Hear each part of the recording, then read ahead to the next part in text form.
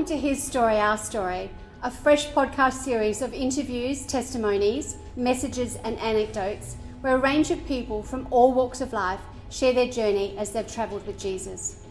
Here at Southland Church in Pasadena, Adelaide, our heart and mission is to pursue the presence of God. Through a Christ-centred, Bible-based, Spirit-filled church, we disciple and equip people to make a positive difference for the kingdom of God and impact every area where God places them. So sit back, grab a cup of tea or coffee, unless of course you're driving where both hands are needed on the wheel, and enjoy this episode. We pray that you are blessed and encouraged as you listen to His Story, Our Story. G'day to everybody watching or listening on this podcast to another episode of His Story and Our Story. And today at Southland Church, we are really honoured to have with us Dan Edwards, and we're going to learn about the amazing way that God has worked and continues to work in Dan's life. So welcome, Dan. It's lovely to have you here. Yeah. So for everyone out there, can you tell us a little bit about your early years, Dan? Yeah, so grew up in, well, a big family of six, so, Right. or family of Yep. six. Youngest of four, so you've got myself, then you've got my brother who was 2 years older than me, his name's Sam, and you've got my sister Naomi, she's 7 years older, and then you've got my eldest brother Nathan, who was 9 years older than me. So yeah, youngest of four in that regard. We grew up in a somewhat Christian family. Mum and dad split up when I was about 6 years old, Right. around that period. So quite young, and didn't really know dad super well because I was, the youngest. So I had Yes. the Yeah. least input, I guess, from him. And then mum, took on all of us. We lived with her, did everything with mum. She was amazing. She was always Christian, loves the Lord. Like, she got saved when she was quite young. And yeah, she really just mothered us in the most amazing way. So my childhood was in and out, experienced a bit of church when I was very young, when mum and dad were together. Yes. And then, once they split up, mum stopped going to church. So she worked 7 days a week pretty much to support all of us kids. And her one thing was to put us through private schooling, Christian schooling. Yes. So we all got to go through Christian schooling, which was definitely a blessing, but never had that real personal relationship with God. Yes.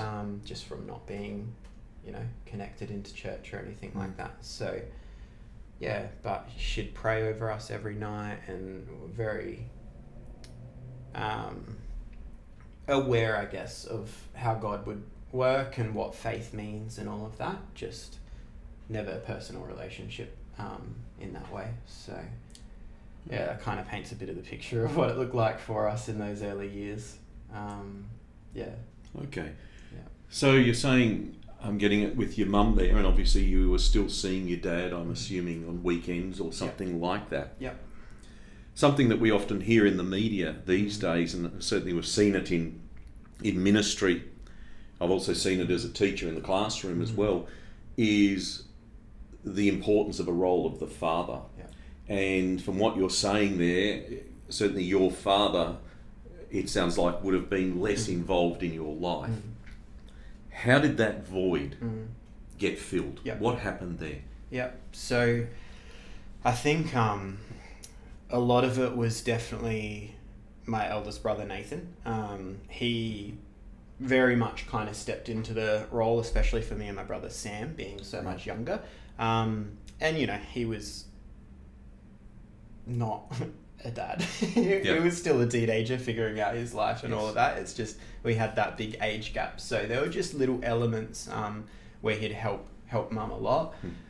It was quite, I guess, big for the whole family, the separation, because my brother Sam was a lot closer with dad, so was Nathan and Naomi as well, than myself. So I didn't really feel it in a lot of ways, I guess, because I was really close with mum. Yes. I was always a mama's boy, always will be. But the weight was definitely felt, not having dad around. I mean, even the fact that mum would work 7 days a week. Yes. So then we had less time with mum because she'd be out working. She's done her own businesses and all of that over the years that we'd build with her. She always brought us on the journey with that stuff, which was really cool. But Nathan helped in a lot of ways to fill that role, though not always the best role model.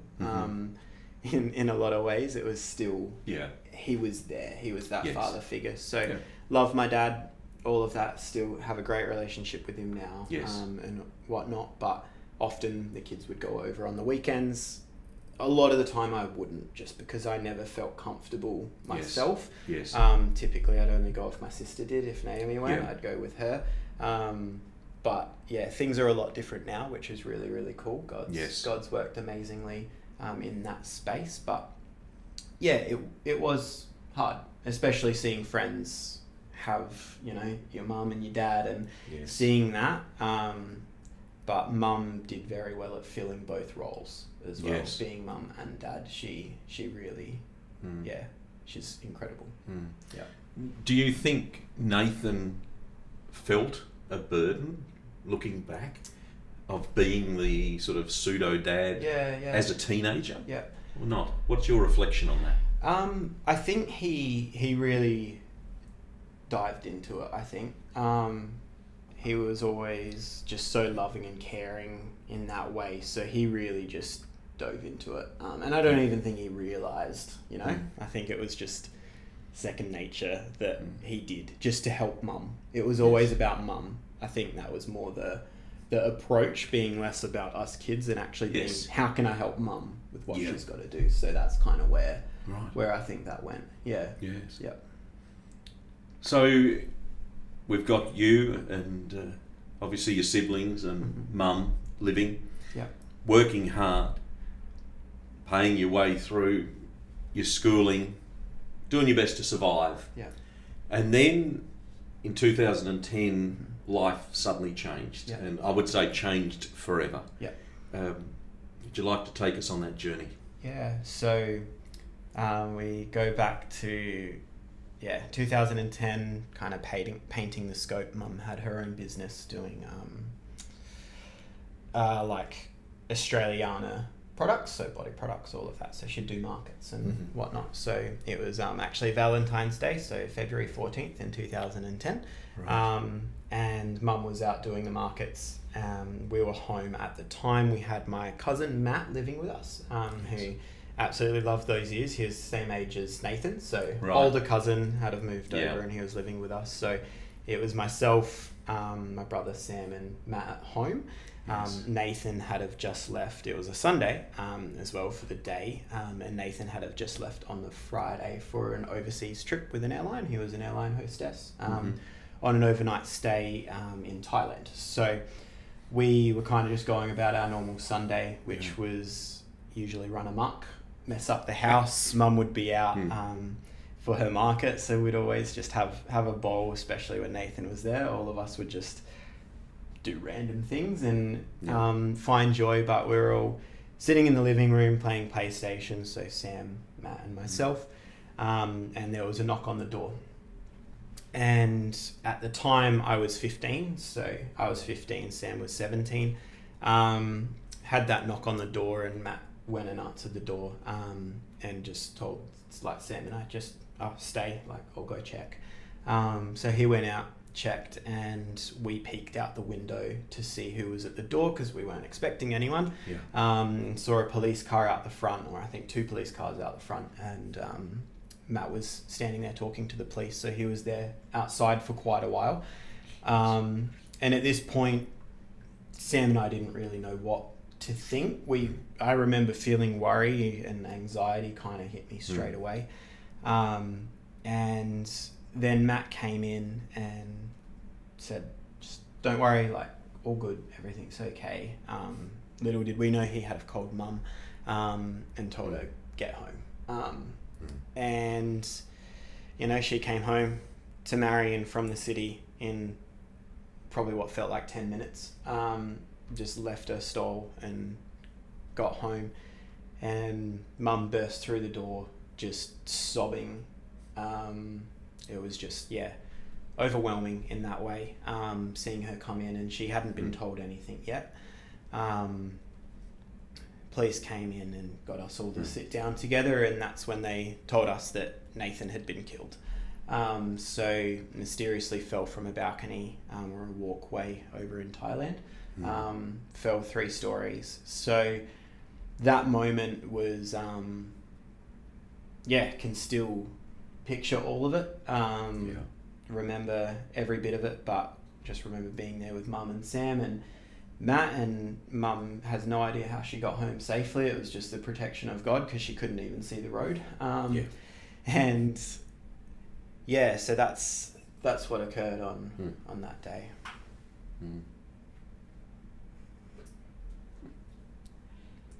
Maybe, do we stop it there for a moment? Okay, that's okay. Where can we go from? Can we go from maybe... That was the end of my sentence as well. Like I was done with what I was going to say for that spot. So, do you want to just repeat that? You don't know how your mum got home, and we'll just start from there. Yeah. I'm thinking I could possibly do a transition over where it was just about to, because you were finishing that sentence, so I can put, I think I can put a filter, but let's do it just in case. Okay. All right. So maybe, does that mean so every 10 minutes we just got to move? Yeah, okay. Done. Okay. Yeah. All right. So that'll be Dan. Good to go? Yeah. When he's ready. So Mum got home within about 10 minutes from the city, and no idea how she got home safe or anything like that. She couldn't even see the road, but nonetheless, that's kind of paints what that day initially looked like. I'm sure many of the people watching and listening would be the same. As a parent, I can't even imagine what that would be like. I'm now envisaging that your mum was a wreck, you guys devastated. I believe you had an Aunt Jane who stepped in and it was just one of those God things at the time. So as we progressed forward, the whole family had to leave to go to Thailand, obviously to collect Nathan's body. So we went into conversation mode. All the family rallied together and all got to Adelaide somehow, from Perth, from Melbourne, from all the different spaces within an extremely short amount of time. This happened very early in the morning. So by the afternoon, we had all the relatives at our house. Yes. And it was, I think, the next day that we had to fly out to Thailand. So we were getting to board the aircraft, had have checked in, done everything, and I just felt a wall as we were walking onto the bridge going over to the plane. I just felt a wall. And I was holding Mum's hand, and Mum and I both still remember my hand just stopped and hers kept going, and it pulled her shoulder. And to this day, I can still feel what it was like. It was like I walked into a brick wall. It just stopped me from going on the plane. Yeah. So we checked everyone. Mum had to go, all right, got me checked back into the country through customs. I had to reverse everything. Right. And then my Auntie Jane and Auntie Sue came and picked me up from the airport. So then I stayed for the trip that they all went to Thailand. I stayed with Auntie Jane and the other relatives that were all around. So Auntie Jane was a very big part in that season. Absolute, and still is, absolute faith-filled, God-fearing woman who was just incredible. And she just took me in through that time, sharing scriptures with me, praying with me when I didn't properly understand. I remember one instance a few weeks before Nathan had passed. We were at school and we were in our Bible group, and we were asked to put our favourite scripture down on like a poster. Right. Yeah. I had no idea. I just flicked my Bible open and picked the first thing that I could find. And it ended up being the Beatitudes. And I shared that with Auntie Jane, or Auntie Jane had asked, what's my favourite Bible verse? We were just sitting at home, and she's like, so what's your favourite Bible verse? And I'm like, I have no idea. And then I'm like, actually, I do remember one from a few weeks ago at school, but I have no idea where it was. I don't know what book or anything like that. And she's like, that's okay, we'll find it. Yes. So she got me her Bible, different Bible to my Bible. Surely enough, flicked it open and straight away opened up to the Beatitudes. Wow. Yeah. She really got to speak into that and just encourage me in that. So it was very special having her, because I was in a very not great space in that time. Yes. Especially not having mum or anyone around, because they were gone for quite a while. I think they were gone for about 10 days or 11 days. Right, so you were with Auntie Jane for sort of close to 2 weeks there, straight after. Yeah, so a lot of junk food was eaten and a lot of movies watched, and she just, Oh, wow. Yeah.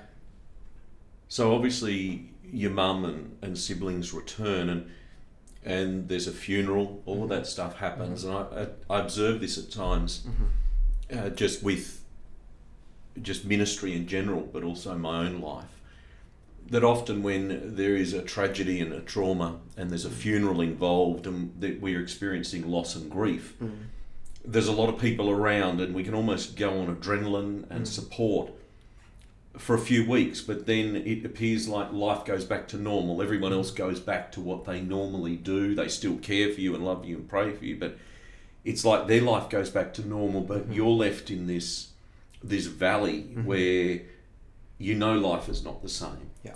But everyone else seems to have gone back to the same. Yeah.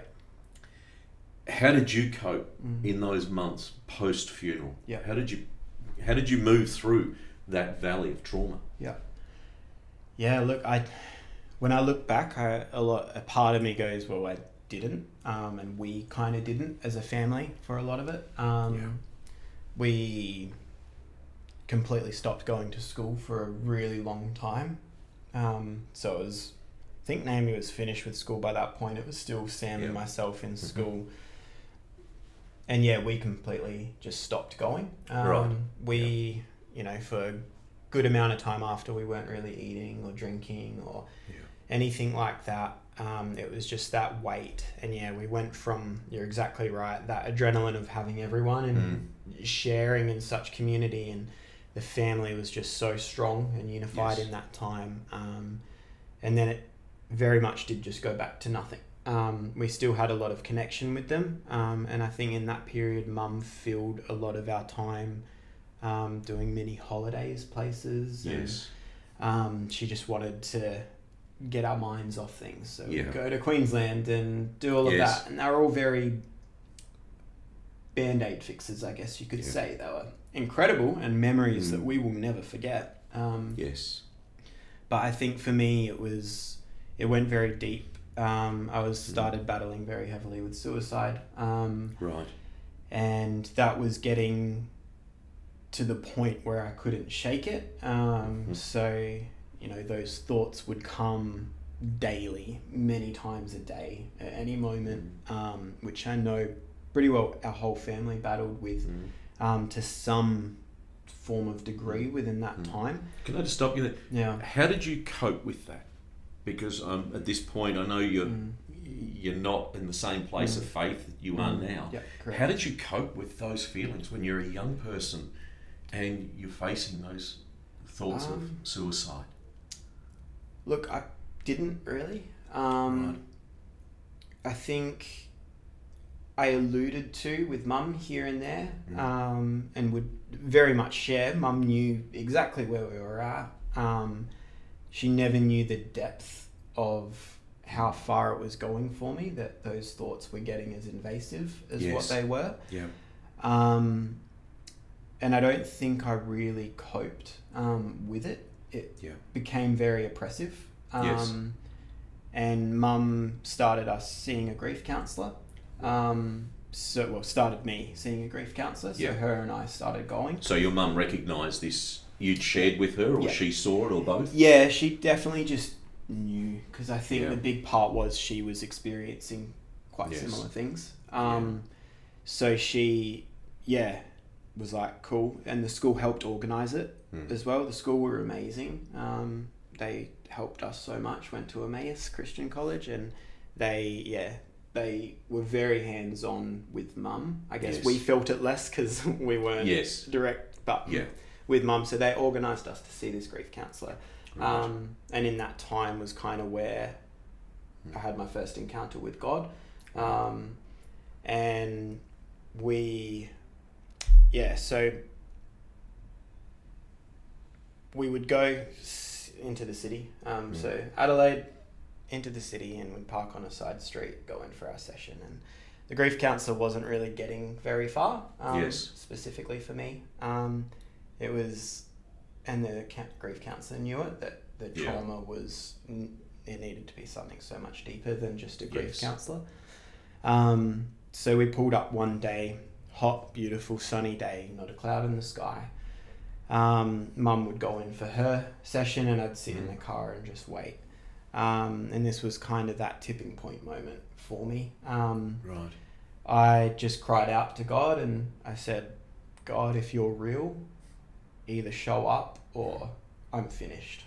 It was the end of me wanting to continue down this road. Suicide was really becoming that thought, and I cried out to him, and at first nothing immediately changed. So I was sitting in the passenger side and just leant back in my chair, and I looked over to the rear view, the driver's mirror, and saw a black cluster of clouds appear.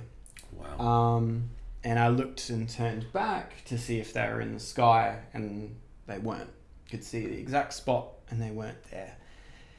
And I began to look at them, and as clear as I look at a screen, a TV, or they began to take shape, and I began to see how I would picture darkness to look. So I would see demonic faces and all of these yucky things that would just keep taking form.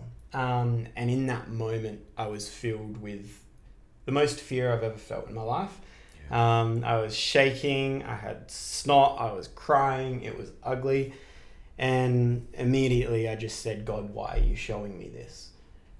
Because I asked, but I couldn't look anymore. I was so distraught. And then after a little bit, I decided to look back. And I saw it was no longer dark clouds. It was a large cluster of white clouds. And again, I looked back to see if they were in the sky, and they weren't. And these clouds took form to see how I would see God the Father to look. And both of his hands were raised like this, and in the center of both of his hands was all the black clouds. And to this day, I've never heard God's voice in this way. It was a booming, audible voice. It was so evident, as if I'm talking with you now. Yes. Yeah. And the Lord said to me, I am your heavenly and your earthly Father. I will never leave you nor forsake you, and carry you through every trial of life. Yes. And in that moment, everything left. Everything. I felt like a completely different person. And I said to God, well, then I'll serve you. Before I got to Mum, opened the door to get out of the car, and before I said a word to her, hadn't said peep, she just said what happened. And she said I was physically glowing. She said she could see the presence of God radiating off me.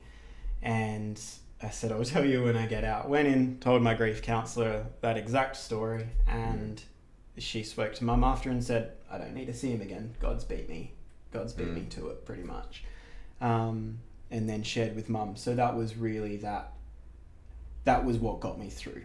That was what completely eradicated everything. Right. Because I think you raised a couple of really good points there. And we might just stop it there for a moment then, Kath. Yeah, just stay where you are.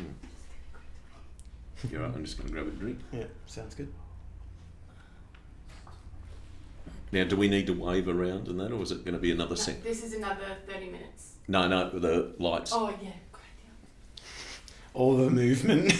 Dance party. Hang on. Now I've done I've lost my clicker. You click it. Lost me marbles. Just the clicker, it's alright. Right. Yeah, you can start whenever. Okay. And that actually raises a couple of points. I think it's important for people to remember that if you're a parent or a relative, a sibling, and you see someone in need and you can see that they're in a really dark place, reach out. I love the way your mum initiated that contact. I'm sure the school was part of it, to actually try and get you some counselling, to try and get you help. Yeah. But also the way God turned up when you cried out. Yeah. And I think sometimes we actually forget that He is the same yesterday, today and tomorrow. Yeah. And He will reach you in your darkest valley just the same. Yeah.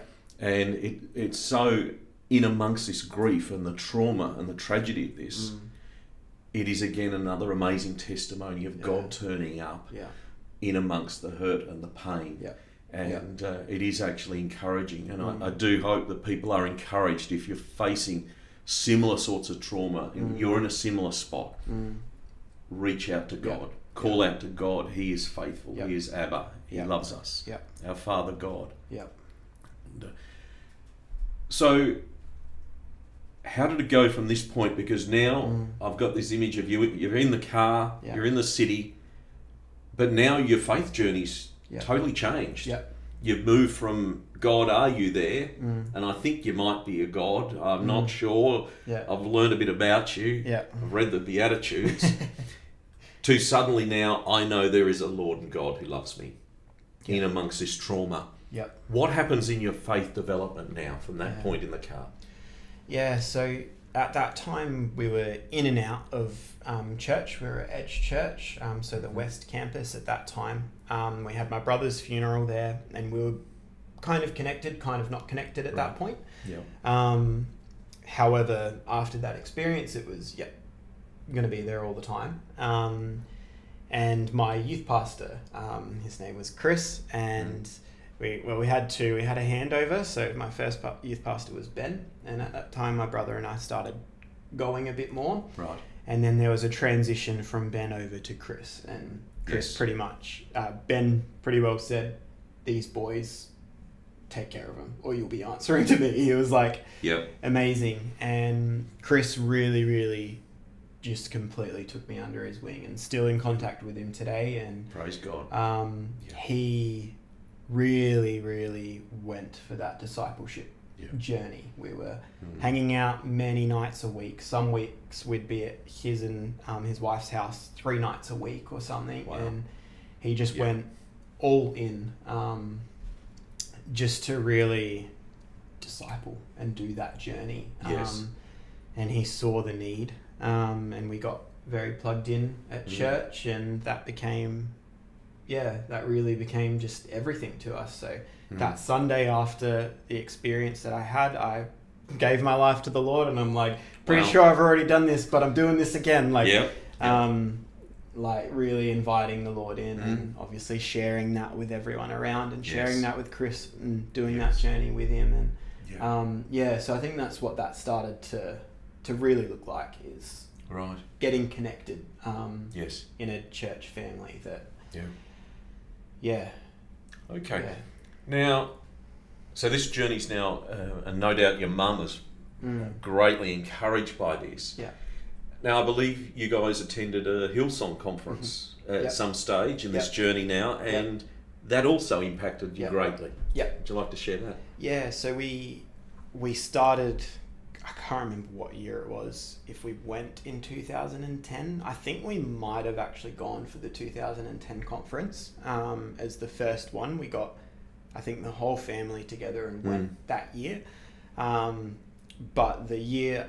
So then after that, we're like, cool, we're doing this every year. This is going to be the family thing. Everyone from Perth, we'll all meet, we'll hire a minibus and we'll do conference together. And it was either 2011 or 2012, so fast forwarding a little bit. And we were in a worship service, and it was incredible. Right. And in that time, the Lord was speaking to me to actually, he was saying, come here and study my word. And I was like, okay, like at this time I'm 17, I think. Right. About 17, 16, 17. Mm. So I was very, it was interesting. So you're still we're in high in school Sydney. at this stage? Yep. Yeah. So, maybe just out, I left in year 11. Right, So, okay. yep, So you I did- just finished? Yep, I did.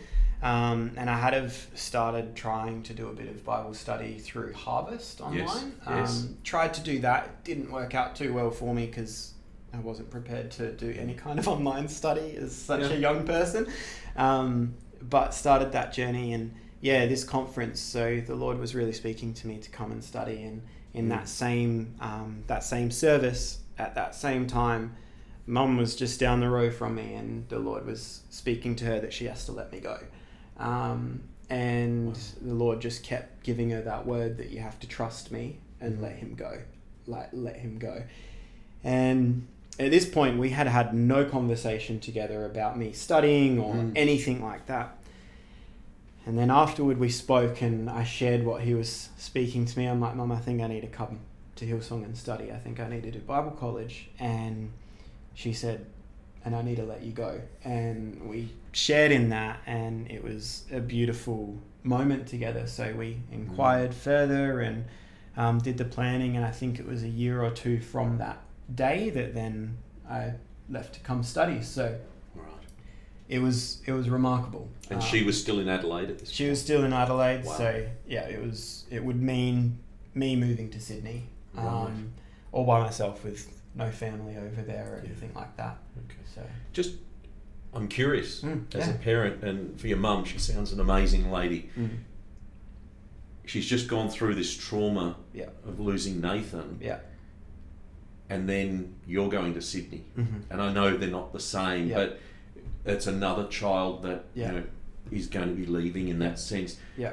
Did she ever share with you what it was like? Because it sounds amazing that God would tell her she has to let you go. Yeah. And then it seems so easy to say, and then I go to Sydney. But did she ever share what that living that out was like? Yeah, look, it was big for her, and she definitely did. It was big, but I think at that point in time, because of what happened with Nathan, everything was meaningless to us apart from God. Yes. And apart from serving him, and that revelation that Mum had so deep inside of her, she just was like, of course, like, Lord, you're asking this, then let it be. It was just that revelation. She is phenomenal. She is such an incredible woman that she knew that's what God was asking, so she wasn't going to get in the way of that. And though, yes, she found it difficult in the natural and all of that form, she just had a revelation that it was so much bigger than anything she could comprehend. She just knew she had to let me go. So, yeah, she was very releasing and hands-on in all of it. It's amazing to hear that, because you do hear sometimes, in fact, you hear a lot of times when a tragedy happens or there's pain and people push away from God, and yet the story of the gospel is there's pain in the offering. That is the walk, that's the road to Calvary. There is pain in the offering, and it's often embracing the pain when you embrace it with God that you actually walk into the fullness of what he has for you in your journey. And I think that's amazing. I'm also intrigued because you're talking here as a 16 or 17 year old, if I'm getting this right, and you're now hearing the voice of God. What was that like? Coming to terms with the fact, and I guess you'd already experienced this in the car, but being a young person who's not only grown in their faith so quickly, but now aware that you can actually hear the voice of God as well. What was that like, coming to terms with that? Yeah, I think, I don't think at the time I really understood the weight and the gravity of what it meant, because it was so natural in the way that the Lord encountered me. it was just thrown in the deep end. And I use that analogy because Nathan taught me how to swim. And when he taught me how to swim, he threw me in the shallow end and said, swim. And then I treaded water. So he got me out and threw me in the deep end and said, swim. He was a great swimmer. So he was prepared and ready to jump in and all of that. Yes. But it was very much just, hit the ground running and do it. And it was, I think in that way, it's kind of what God did with me. And I think growing up, I always was fascinated by God. Though I didn't know him, Mum would pray over us every night before we'd go to bed. She'd pray over us. Yeah. And every few nights she'd speak in tongues and just pray in tongues over us. Yes. And I remember as a kid, I was so fascinated. I did not understand it whatsoever, but I'd always ask her to pray in tongues. Right. And to this day, now I understand why, because it was this yearning for God and to experience Holy Spirit. But at that time, I had no concept of it. No idea what it meant or anything like that. But there was a drawing that would pull me in. So to try think back to when I started hearing God's voice and how that all happened, it really was just so natural in the way that he just started speaking. And I think a big testament to that was the encounter that I had washed me of all my grief and all the thoughts of suicide, and it was just a peace that still to this day I carry that peace and experience that peace, and it passes all understanding. It does. You cannot explain it other than it's God. Exactly right. It passes all understanding. And I think that's really where his voice started to then become clear, because all the outside distractions and all of that became silent. I no longer had that warfare, I guess you could say, in my head of not understanding so much as a young man to just stillness. Yes. And in that stillness, his voice became so evident and so loud. And I didn't fight for it or work for it. It's him. Yes. There's so much that I'll ask him one day when we get to heaven, that why me? And there's so much in it. Yeah. If that kind of answers. It does. The grace of God. Yeah. The grace of God. Yeah. Okay, so you've now gone to Hillsong. So can you tell us, as a young guy, what is it like being away from home for the first time? You're in a new city, new theological college, new church. Yeah. Wow, what's that like?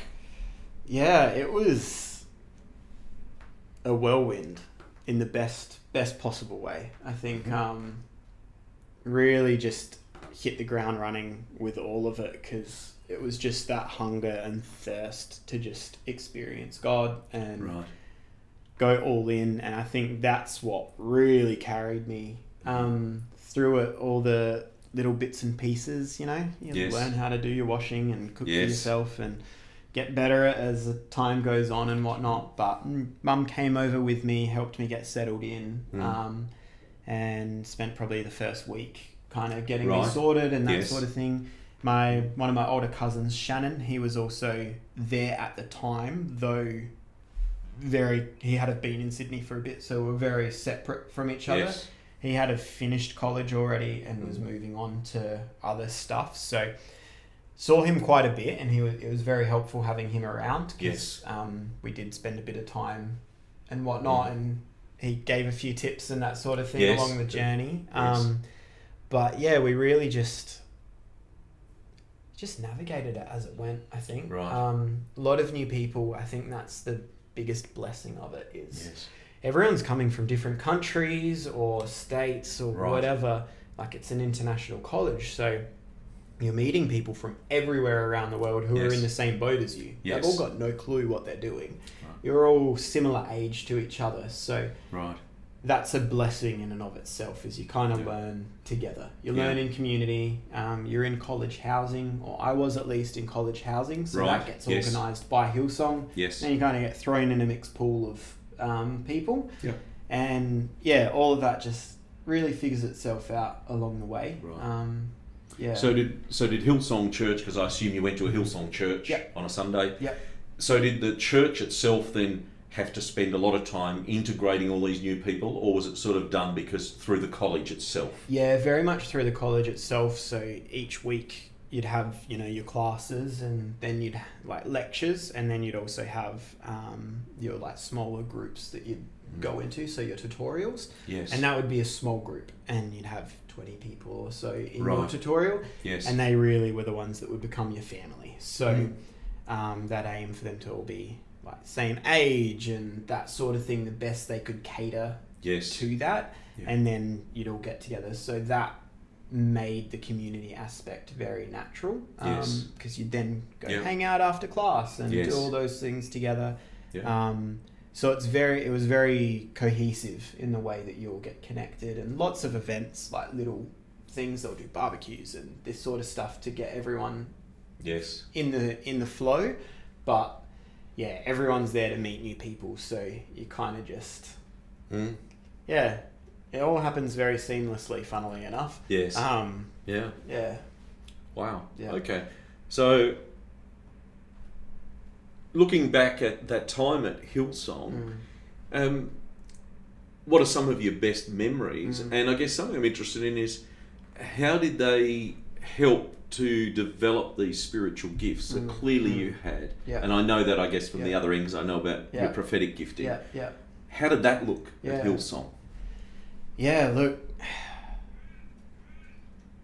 so much good stuff happened there. I think some of my fondest memories, we'd have chapels throughout the week. So around 12 o'clock or so, we'd all leave all of our classes before we'd go to lunch, and we'd just have a chapel service. So it would just be your normal church service. But being that it was obviously college, you've got a whole bunch of very fired up young believers that are in the room together, and sometimes they'd just be full worship for the whole time, and that's what it would be. Some of the fondest memories would be those services where it was just an hour of worship, and it was very encouraged to go around, encourage people, prophesy, whatever it may be. And that's really where I loved it just thrived in those environments, and that's where I started to I guess see the early stages of, as you mentioned, exercising in the prophetic, those words that would just come for people that I didn't know.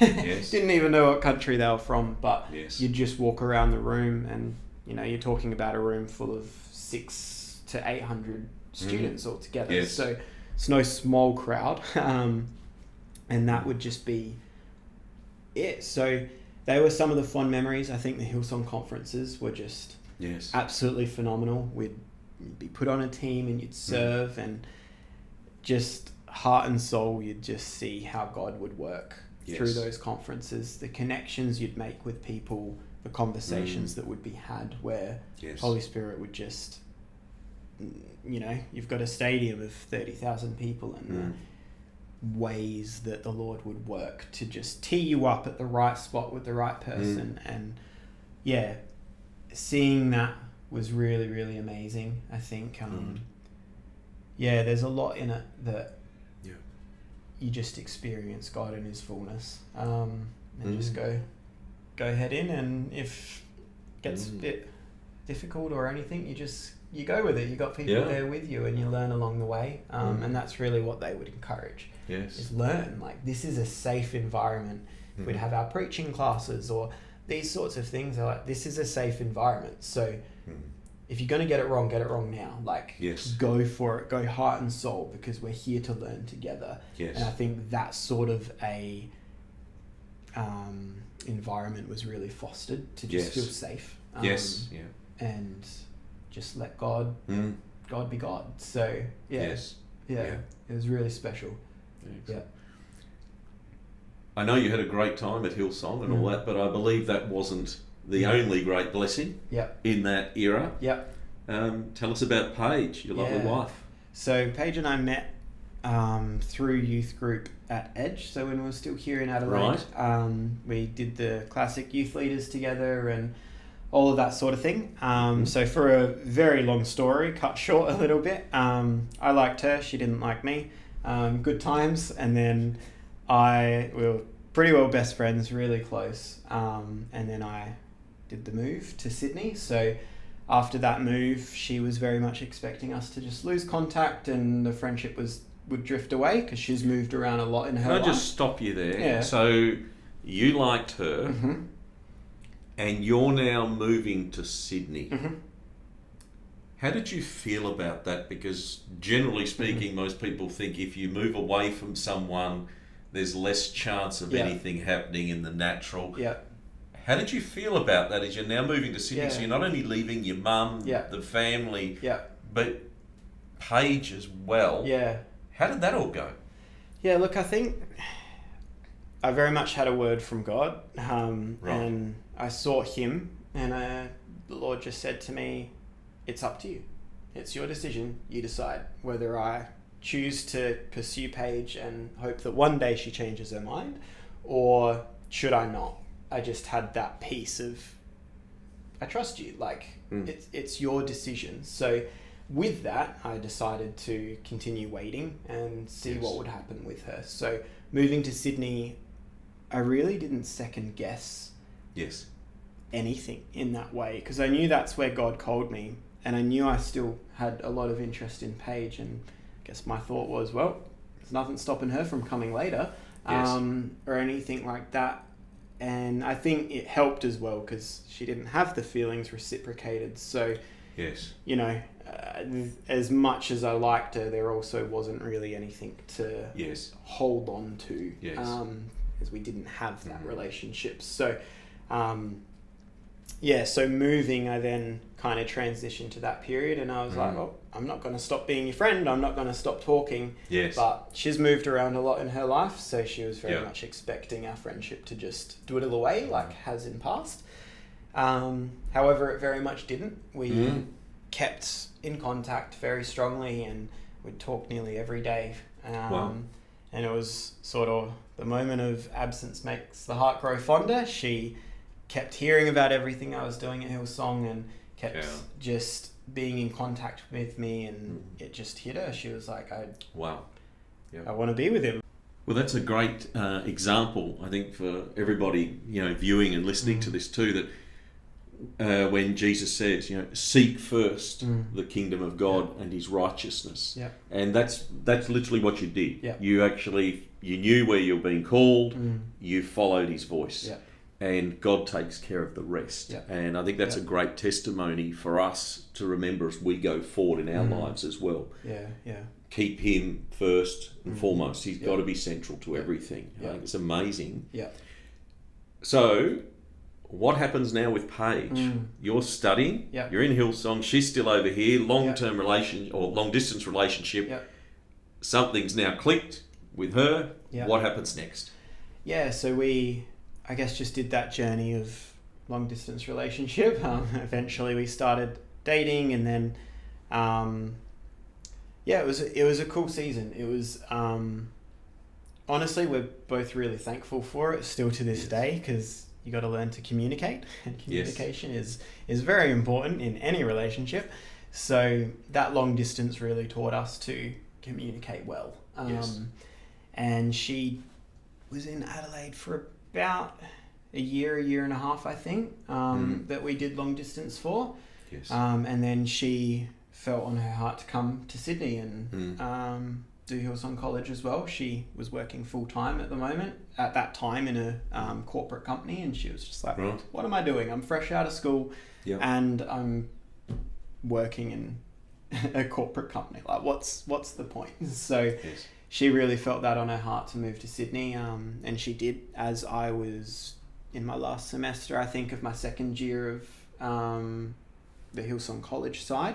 And then she moved over to start doing Hillsong College as well. So, That's right. So this was while you were doing, you've done a Bachelor of Theology. That's right. And Hillsong College is actually now, the study itself integrates into Alpha Crucis College. That's correct. University now. College University. So, okay. What happened then? So you obviously finished college. What happened in your lives in Sydney, and then what? brought you to this last chapter here. Yeah, so in 2017 we got married, and have loved every day since. So coming on 7 years in January, which will be cool. Wow. But yeah, so we did that whole engagement process and all of that while together in Sydney. Yes. And then kickstarted our married life and whatnot over there as well, which was really special. So we just loved it. We loved being a part of Hillsong, and Paige was working over there as well as studying. Is that right? Yep. So during her study, she was just working with the corporate company that she was with, and a bit of jobs here and there and whatnot. And then she finished 2 years of study and then transitioned to working for A21, so an anti-human trafficking organisation. Yes. Yeah. So she transitioned into that, and that really was the line in the sand for us, because our season felt maybe up. We were nearly ready to move back to Adelaide. I was studying online with a lot of my degree, so we had the flexibility to come back and be with family. And our but was if Paige got a job at A21, because she was volunteering at the time. Extremely unlikely to get a job there. And then one day got called into the office and surely enough got offered a job. So we stayed in Sydney. I finished my degree and then worked at Apple. So worked there for a number of years. While Paige just did her thing with A21, it was really her season just championing her with that incredible ministry that she got to be a part of. And then, last year, the beginning of the year, the Lord pretty much just spoke to us and was like, it's time to move home, to move back to Adelaide. And the whirlwind of that kind of began. So Yes. Okay. Yeah. So what does life look for you both now that you're back in Adelaide? Yeah, it's been an incredible season, seeing just how God has moved through the past decade or so, and really seeing all the blessings of what He did teach us in that time. And now Adelaide is amazing. Paige is working for the school that I used to go to, so working for Emmaus, and it's just such a God thing that she's there. We're back being a part of family, so we've still got our court case ongoing, which is a whole nother topic, but that's ongoing with Mum, so that's really fun. So I get to just help her and be a part of that, be a part of family. We've got nieces and nephews and all of that as well now, so the years that we've been gone, I was in Sydney for 9 years, so which is a long time, isn't it, when you've got family and young relatives and the nieces and nephews growing up, and time goes quickly. So now we get to be a part of that. We get to be auntie and uncle and see that season, and it's so exciting being here at Southland, and just seeing how God is working and not wasting anything of what He's done. Being here with you guys is just really special. So you just see God's hand on all of it. You follow His word, and you follow His call and that obedience piece, and He meets you. He does it. He does indeed. Yeah. Well, I know that Sarah and I are just so blessed and so thankful to God that He's brought you and Paige along to us. You guys have an amazing ministry in preaching. Paige preaches, you're preaching soon.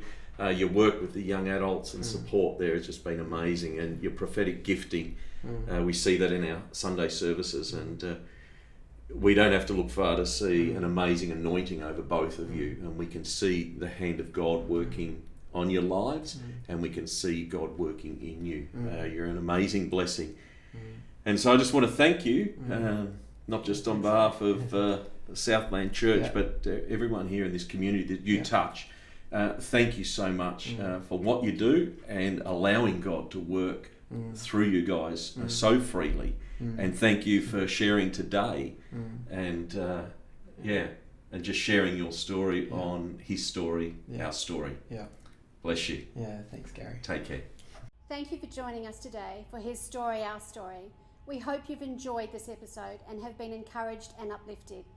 If you would like to learn more about walking with God or Southland Church in Pasadena, Adelaide, please visit our website at www.southlandchurch.com.au.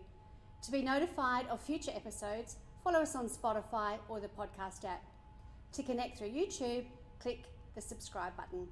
Until next time.